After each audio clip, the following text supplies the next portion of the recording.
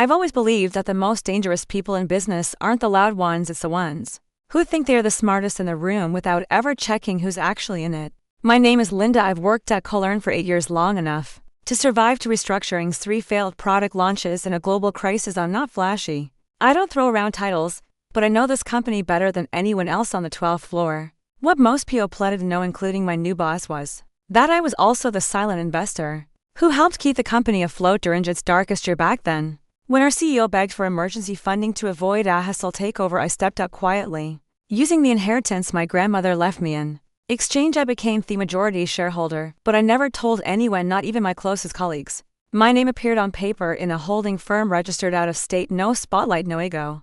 I just wanted the company to survive, and then here arrived Jacob, more newly appointed executive director of operations, tall, polished MBA from Stanford, all charm and spreadsheets. He introduced himself to the team like a motivational speaker. Change is coming, he said, his grin almost to white. We're going to take this company to the next level. At first, I gave him the benefit of that. Change wasn't always bad, but it became clear very quickly that Jacob wasn't here to lead, he was here to conquer. He started making cuts, first to the admin team, then to product development. People who had worked here for a decade were suddenly no longer aligned with the company's vision, and in every team meeting, Jacob managed to make himself the hero. He loved the sound of his own voice so much that I started keeping tally of how many times she said, "Let me simplify this for you." By week 3, he still hadn't asked me a single question about my role.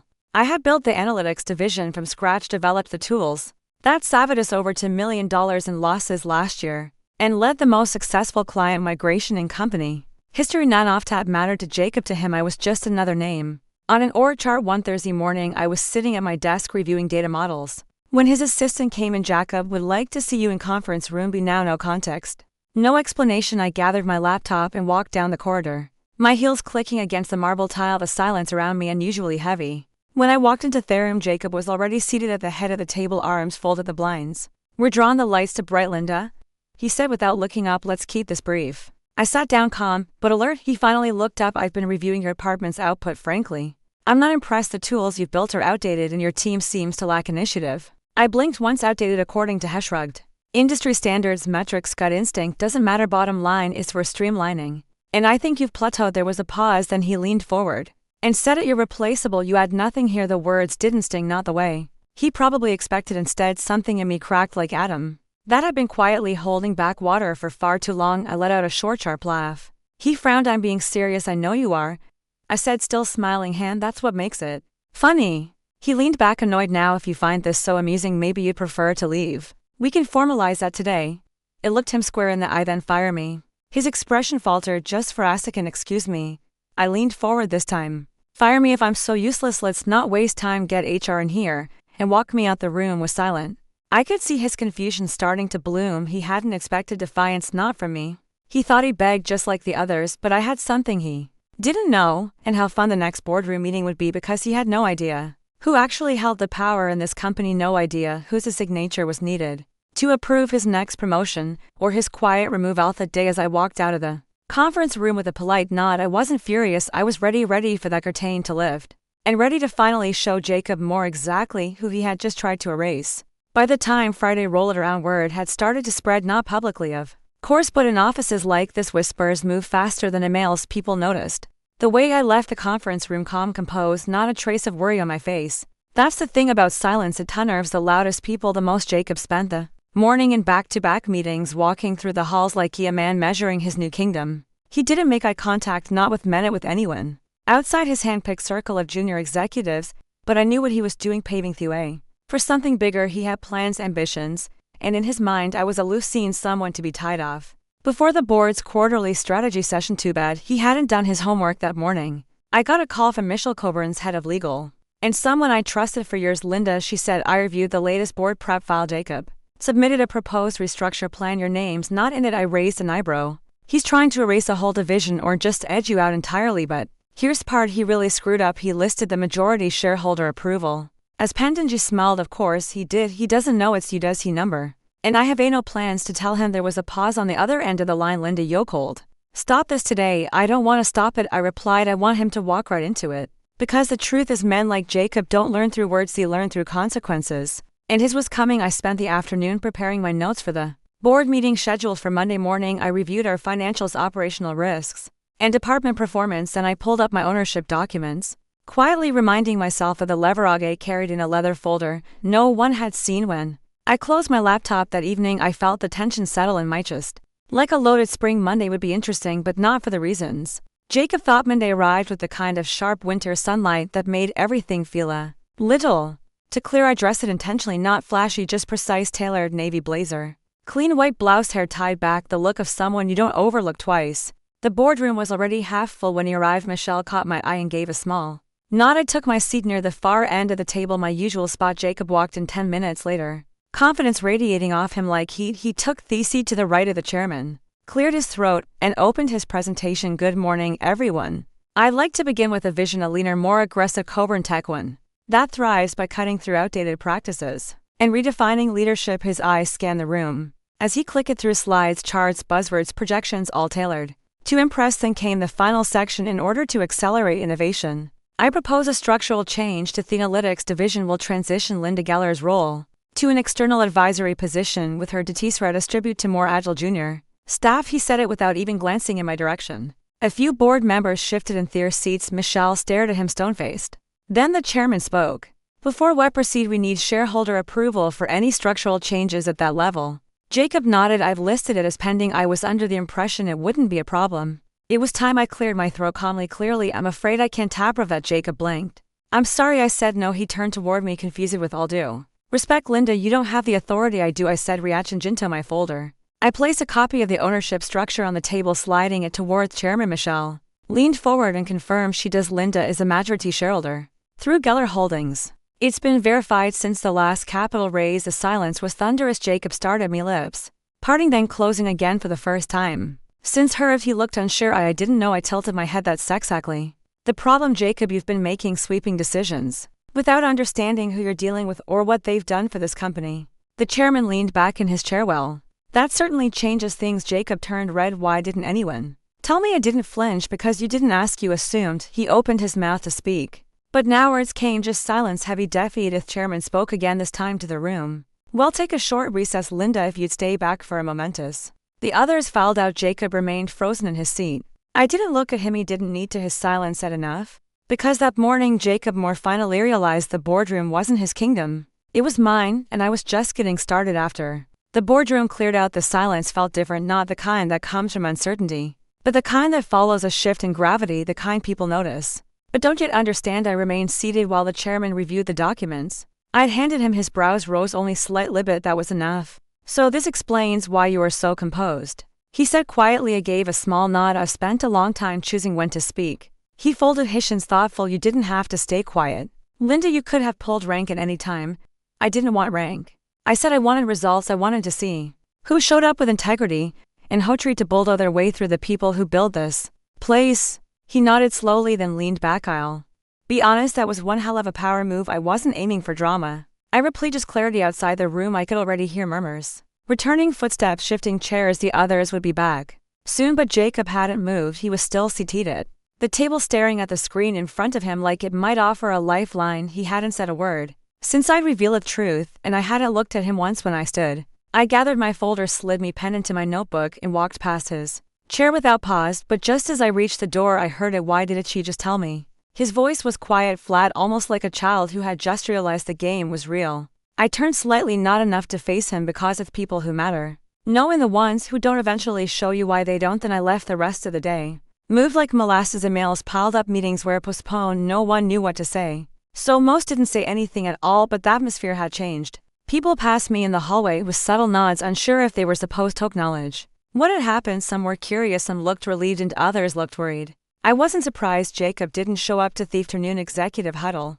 His assistant claimed he was handling urgent matters. I didn't need a memo to know what that meant. He was scrambling, trying to figure out how he'd missed something so critical, trying to dig himself out before the ground gave way completely. But the cracks were already showing. That evening, as I was preparing to leave, I received an anonymous message through our internal employee portal. Thank you. You don't know me, but I've watched him steamroll half my team these past few weeks. It means a lot to see Simeon finally stop him. There was no name, no department listed, just a quiet note of gratitude from someone who clearly been holding their breath for too long. It was the first of many. By Tuesday, 5 more messages came through, then 12 some. were short, others long detailed, filled with timelines of sudden dismissals. Strange evaluations, vault threats. I compiled everything into a private file. Not for revenge, for proof, because I knew Jacob, men like him don't fold after one bad hand. They find a new deck, a new angle, and if he couldn't oust me directly, he tried to undermine me indirectly through whisperous metrics division. Sure enough, it started with a memo titled Re-evaluation of Departmental Efficiency. It came from Jacob's office.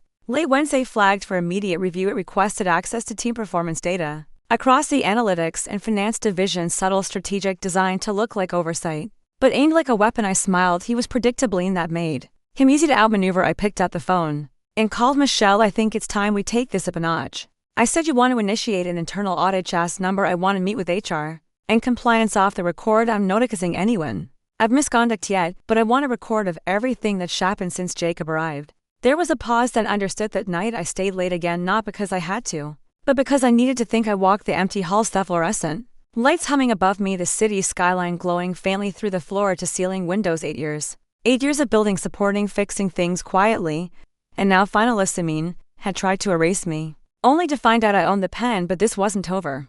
I could feel it in the air. Jacob wasn't done. He was licking his wounds, waiting, plotting his next move. And whatever it was, I'd be ready by the following Monday. Jacob was back in the office. He walked with that same overconfident tread, nodding to people like nothing had happened. Like the board meeting hadn't exposed the single biggest oversight of his career. That was the thing about Jacob. His ego was both his armor and his blindfold. And now it was beginning to crack, but instead of challenging me directly, he shifted tactics. That week I noticed small subtle changes. First, it was that out of permissions, my team suddenly lost access to 2 of the core reporting dashboards we'd used for years. When I contacted it, they said the change came from an executive directive streamlining workflows. They called it. No one would admit whose directive, of course. But I didn't need to ask. Next came the client meeting. Shuffle. My scheduled presentation with our largest analytics partner was resigned. Only found out when my calendar sent me a cancellation alert 15 minutes before the meeting. When I followed up, Jacob's assistant said it had been routed to better align with operational leadership. He could feel it happening. He wasn't coming for my job anymore. He was coming for my credibility. It was slow, intentional, a quiet sabotage. He wanted the perception of my influence to erode inch by inch, not by confrontation, but by control. He was betting I'd get tired, that I'd get paranoid, lash out, or simply give up. He'd seen this tactic before years ago, fresh out of business school. I'd worked under a manager who had done the exact same thing to a woman. On our leadership team, whisper campaigns, strategic exclusion, private criticisms masked as concerns. She eventually left exhausted, as Teddy hadn't had the voice to speak up then. But I do now. That Wednesday I skipped Michelle to lunch. We met at a quiet place off campus, a small cafe with worn leather booths and dim lighting. I laid out the pattern, the access blocks, the reassignments, the tone of Jacob's new memos. He's isolating you, she said after a long sip of her coffee. Yes, I said, and I want to respond the right way. Not react, respond. Michelle nodded. Start documenting, not just incidents, emails, meeting logs, timestamps. If he's creating a hostile work environment, we need evidence. I already have a file, I said. And I started getting quiet messages from others. People he sidelined, people who are afraid to speak. Leaned in. How far are you willing to take this? I didn't answer immediate. Telethon, as far as I have to. I won't be pushed out of the company. A help presented by a man who walked in with a shiny resume and a superiority complex. Over the next few days, I became meticulous. I logged every delay, every denial of access, every meeting I was removed from. I kept screenshots, recorded call summaries, even voice memos. When ill of certain discussions, my inbox became a journal, my calendar a map of microaggressions. Then something strange happened. I received a forwarded message, an email Jacob had sent to the chairman, succinct to board members. It had been accidentally sent to me by one of the recipients, a quiet ally.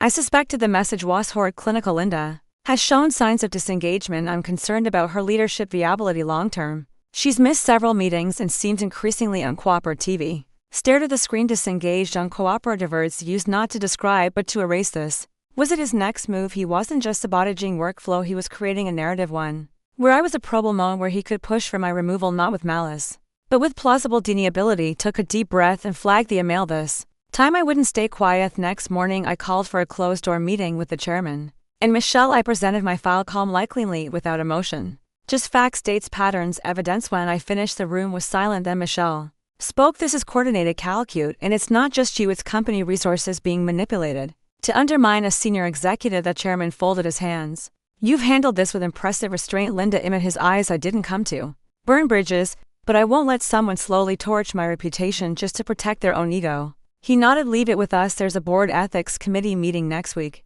Jacob will be invited to present his leadership case. Will I be allowed to attend? You won't just attend, he said. You'll speak. As I left the room, I felt something I hadn't in weeks. Certain Jacob had underestimated me once. That had been his first mistake. Now he was trying to rewrite the story, and next week I'd make sure the board knew the truth in my own words, because I wasn't just a shareholder or a department head. I was a warning he never heard coming. The board ethics meeting was scheduled for Tuesday at 9 o'clock a.m. I arrived 10 minutes early, not because I was nervous but because I wanted them to see I wasn't hiding. The executive conference room was unusually still. No chatter, no light jokes, just silence broken only by the quiet clicking of laptops and the occasional sip of coffee. Michelle met me outside the glass door. Are you ready for this?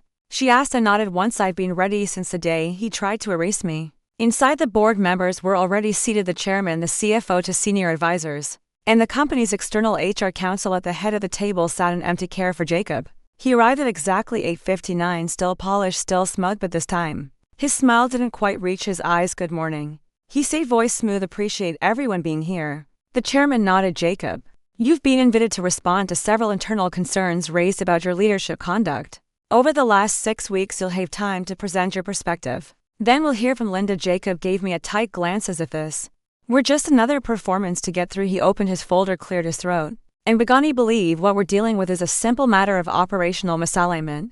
I was brought in to optimize performance, and fortunately some individuals have taken strategic decisions personally, particularly those involving role realignment and departmental efficiency. He spoke like a textbook cold rehearsed. Linda Geller has been an asset to this company, but over the past month her behavior has changed. She's withdrawn from key projects, resisted collaborative input, and frankly created an atmosphere of tension that's been reported by several colleagues. He paused to let the words settle, a subtle smear dressed in professionalism. He continued, while I regret that our relationship has become strained, I believe this is less about misconduct and more about backlash of working styles. I'd like to move past it, focus on solutions. When he finished, the room was still. He leaned back, slightly pleased with his delivery. Then it was my turn. I didn't stand, I didn't raise my voice. I simply opened my own folder. I'd like to clarify a few things, I said, looking at each board member. One by one, decisions Jacob refers to weren't strategic. They were targeted. I've documented 6 separate instances where I was intentionally removed from meetings, stripped of data access, and designated from client communications without cause. I handed printed copies of the Timolanito. Everyone at the table. Michelle nodded as I continued. These weren't performance-based decisions, they were deliberate moves to push me out, to isolate me. After I revealed I was the majority shareholder, the tone changed subtly at first, then systematically paused. And I'm not the only one. I reached into my briefcase and pulled out a second folder. Inside were the anonymous reports I had received from employees across multiple departments, each one recounting similar tactics: gaslighting, exclusion, demeaning, evolutions with no basis in fact. The same pattern appears in every story: abrupt restructuring, no transparency, no support, just quiet pressure to leave. The chairman glanced through the reports, his face tight. Additionally, I said, I received a copy of an email Jacob sent to the board, stating I had disengaged from my duties. That email was based on meetings I had been removed from without my knowledge. He created the absence, then used it as evidence. I let the silence do the rest. Jacob's composure faltered. These are one-sided accounts, he said quickly. You can't take anonymous complaints as fact. Michelle spoke up, then confirmed, actually we've corroborated several off the events Linda documented. I confirmed the access removals came directly from your office. HR has flagged similar concerns raised internally, ones that were never followed up. The chairman folded his hands. Jacob, you said your role here was to lead with integrity. Instead, you created an environment of manipulation and fear. You misused your authority. And now the board has taught aside what that means for your future here. Jacob looked at me, his voice rising for the first time. This is a setup. You all let her trap me. No. I interrupted, calm as ever. You trapped yourself. You underestimated the one person who wouldn't stay quiet. There was a pause, then the chairman stood. Jacob, you are suspended effective immediately pending further review. Security will escort you out after this meeting. Will be issuing a formal statement to the executive team. By end of day, Jacob stood stunned. His face, once smug, had collapsed into something I'd never seen from him before. Disbelief. He built this. He started. No, I said softly. You nearly destroyed. I turned and left the room without another word as the door clicked shut behind him. The room exhaled. The chairman looked at me. You didn't just protect yourself, Linda, you protected this company. Nodded, but didn't smile, because I knew this wasn't the end, it was the beginning. 2 weeks after Jacob was escorted out of the building, the atmosphere at Colburn Tech had changed. Not with fanfare or celebration. There were no emails praising justice, no office witnesses. But the silence itself felt different now, no longer heavy with suspicion, but open light. People made eye contact again. Lauder returned to break rooms. Meetings started to feel like actual collaboration, not battles of posturing and control. Still, Jacob's shadow lingered. Rumors flew that he tried to negotiate a quiet exit with a severance package, but the board declined. The formal report cited abuse of authority, ethical violations, and an attempt to deliberately mislead executive leadership. Left without an official statement. No LinkedIn update, no goodbye drinks, just vanished. And I didn't step into the spotlight immediately. Instead, I went back to work, but this time things were different. The board asked me to stay on as interim head of strategic operations. I accepted, but on one condition: I want to rebuild trust. I told chairman, not just mine, everyone's. He agreed. We need that now more than ever. So I started small and met with every department head personally. I reopened channels Jacob had shut down. I reinstated access to the teams who'd been cut out of their own workflows, invited anonymous feedback. I asked questions, and most importantly, I listened. The messages kept coming from people I'd never spoken to before. One junior analyst wrote, "When I saw you speak in that meeting, I realized I didn't have to be afraid to speak up anymore. Thank you for showing me that strength doesn't always mean yelling." Another message simply said, "You made me believe we could be led by someone who actually sees us." Those words stayed with me because that's what it had all come down to in the end. Being seen. A month after Jacob's removal, the board gathered again. This time not for discipline but for decision. The chair mangled me into his office. Ahead of the meeting, I assumed it was to discuss a new appointment, maybe even help choose Jacob's permanent replacement. Instead, he slid an envelope across his desk. My name was printed in gold on the front. I opened it slowly. Inside was a formal letter stamped and signed, Permanent Executive Director of Strategic Operations. He looked up. "I didn't ask for this," I said, barely above a whisper. "I know," he replied. "That's why you're the right choice." There was no triumphant music, no round-off applause, just stillness. I nodded once. "See, if I take this, I want a seat at every strategic table. Not just for optics, Budo drive change. You have it. And I want a new code of leadership conduct, non-negotiable, very new. Hire every promotion. We start from values down. And the people Jacob tried to bury, I want their voices amplified. No more silencing talent because it's inconvenient. You're shaping the culture now," he said to Ray, "just following your lead." That night I stayed in the office long after everyone had gone home. I stood by the window, looking out at the city, its lights flickering like stars trying to stay lit in fog. I thought about my first day here 8 years ago. I'd sat quietly at my desk, terrified to speak too loudly, afraid to make mistakes. I'd watched others rise by noise and proximity, while I kept my head down, working, waiting. I used to wonder if anyone ever noticed it. Now I know they did. Eventually, the next morning, I removed Jacob's old nameplate from the glass wall of his former office. I didn't replace it with mine. Instead, I had a new one. But integrity is not optional. 3 words, but everyone understood what they meant, because leadership isn't about control, it's about clarity, respect, responsibility, and the people you lead will never forget how you made them feel. Know now that power doesn't always look like shouting in meetings or pounding fists on tables. Sometimes it looks like a woman quietly sitting through an ambush, then walking out stronger. Sometimes it's knowing when to speak, and sometimes it's knowing when to let silence speak for you. I didn't win because I had the title. I won because I never lost sight of who I was, even when others tried to rewrite the story, and that's a kind of power no one can take from.